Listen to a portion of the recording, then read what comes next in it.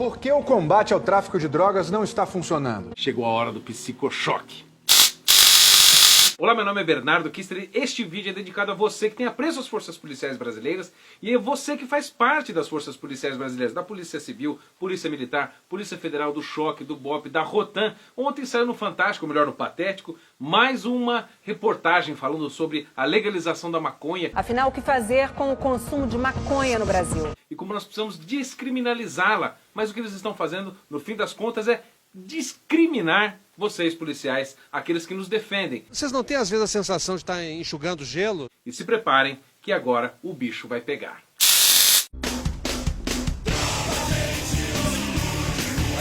Eu sei que eu tenho que parecer ridículo neste vídeo falando com uma arminha de choque para parecer intimidador, mas no Brasil a gente não pode usar arma. Isso aqui, na favela do Rio de Janeiro, sabe o que é? Uma espingardinha de pressão.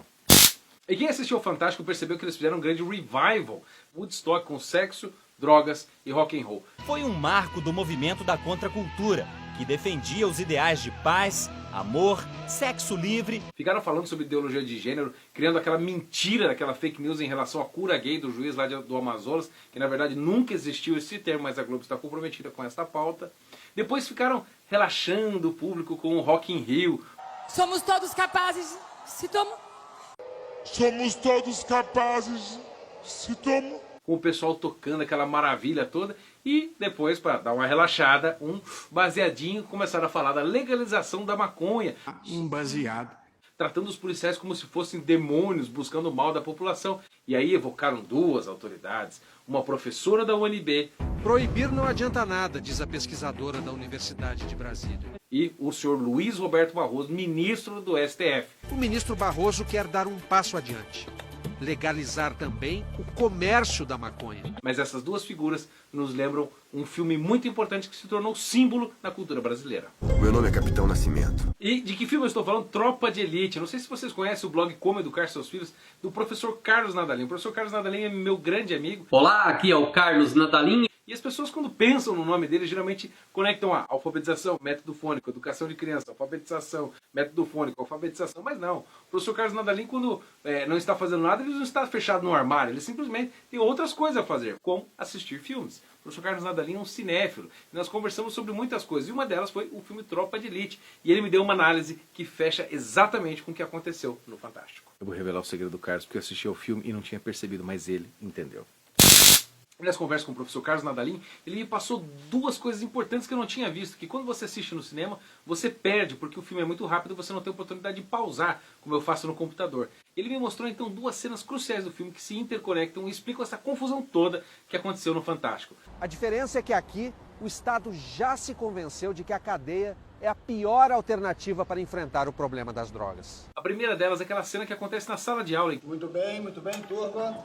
Que o Matias, aquele aluno negro, chega na sala de aula no curso de Direito, numa disciplina de Sociologia, com o professor de Sociologia, que escreve lá então uma lista imensa de autores. Ele escreve lá Foucault, Marx, Freud, Deleuze, Nietzsche e todos aqueles autores para os alunos interpretarem os livros e então verem. Existem alguns outros autores ali, mas eles estão em desproporção, como acontece na nossa cultura brasileira. Então é preciso que nós nos atentemos àqueles autores que ele cita ali na sala de aula. Gente, eu quero fazer o Foucault, pode ser? E a segunda cena ocorre em cima do morro. Você não vai subir ninguém! Vai subir ninguém! O BOPE então vai invadir o morro para fazer uma operação de desmanche do tráfico. Ele encontra vários meninos que estão ali e agora ocorre a conexão entre as duas cenas. O Capitão Nascimento pega um dos meninos e quando ele vai bater nele, ele fala: "Não, para que eu sou estudante." Eu sou estudante! Fala, você é o quê? Eu sou estudante! Você é estudante?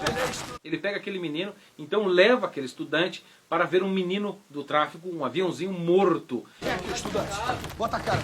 E ele pega então pela cabeça e coloca a cabeça daquele menino na ferida da morte daquele traficante. Bota a cara aqui. Bota a cara. Tá vendo isso aqui? Tá vendo esse buraco aqui? O que significa o pegar pela cabeça? Fala! Fala! Fala! Ele pega o menino pela cabeça porque a cabeça do aluno estava cheia de Freud, Foucault, de Deleuze, Nietzsche, Marx, Freud, toda esta gente, porque a cabeça do menino simboliza a mente do estudante que estava ali, a fonte de todo aquele problema do tráfico. Quem matou esse cara aqui foi você! E o Capitão Nascimento, inclusive, diz assim, olha, nós estamos aqui limpando toda a merda que vocês fizeram, não fui eu que matei. A gente vem aqui pra desfazer a merda que você faz. Vocês mataram, porque vocês estão financiando o tráfico. É você que financia essa merda. Aqueles autores que estavam lá na sala de aula, que estavam criando toda aquela situação na Rocinha, que os policiais foram obrigados, então, a limpar toda a sujeira. Então, por um lado, a gente tem aquela cena do estudante lá, tendo um choque de realidade na barriga daquele traficante morto. E por outro lado, nós temos o pessoal na universidade curtindo. Peraí, ó, não vai arrumar confusão, hein? Para fazer o trabalho, mas você percebe que os estudantes da universidade não leram o trabalho, ficaram fumando maconha em vez de ler. Ela, como o Estado, exerce o poder sobre a sociedade. Não, obrigado, Roberto, não gosto, não, obrigado. O único que leu o livro foi o Matias, que era o policial, que ali simboliza o Capitão Nascimento, que entendia o que estava acontecendo, que pensava antes de fazer. Então nós percebemos que na hora que ele vai apresentar o trabalho, os alunos, a menina que fala, ela não lê o livro, ela pega simplesmente o resumo do Matias e apresenta aquilo como se fosse uma sétima maravilha do mundo, o livro do Foucault, o Vigiar e Punir. Bem, professor, nós concluímos, portanto, que no Brasil a legislação penal ela funciona como uma rede. E aí então ela joga toda a culpa na sociedade e diz que só os pobres sofrem e os ricos não. A resultante dessas micro-relações de poder que o Foucault tanto fala, acabou criando um Estado que protege os ricos e pune quase que exclusivamente os pobres. Percebam que quando o Capitão Nascimento pega aquele estudante pela cabeça, é simbólico. Quem é aqui o estudante?